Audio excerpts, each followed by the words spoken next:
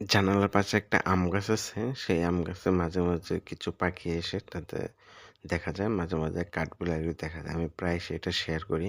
আজকে একটা সুন্দর দৃশ্য শেয়ার করতেছি। সেটা হলো একটা টুনটুনি পাখি খাবার খাচ্ছে। সে অনেকক্ষণ ধরে এটা খাওয়ার চেষ্টা করতেছে কিন্তু পারতেছে না। আমিও আমার ফোন নিয়ে দাঁড়িয়ে গেলাম সেই জানালা দিয়ে এই পাখিটাকে ভিডিও করার জন্য। জানালা থেকে গাছটার দূরত্ব হবে ৩.৫ থেকে ৪ ফিট, এর বেশি হবে না।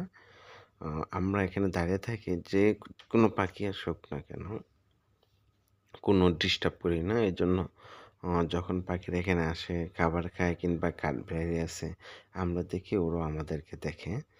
ওরা ভয় পায় না। এই পাখিটা অনেকক্ষণ ধরে চেষ্টা করতেছে তার খাবারটা খাওয়ার জন্য। কি সুন্দর করে সে খাবার খাচ্ছে। আ এখন একটু সামনের দিকে চলে যেতেছে। সম্ভবত এখান থেকে উড়াল দেবে কিংবা হয়তো আমার ক্যামেরার ফোকাসটাকে একটু সরে যাবে। যেহেতু জানালা থেকে গ্রিল দেওয়া, তাই ইচ্ছা করলেও পুরো ফোকাসটা বা চারিদিকে ফোকাসটা নেওয়া সম্ভব হইতেছে না। ওহ! ঝিরিঝিরি বৃষ্টি পড়তেছে। এই বৃষ্টির মধ্যে পাখি সে তার খাবারটা খাচ্ছে।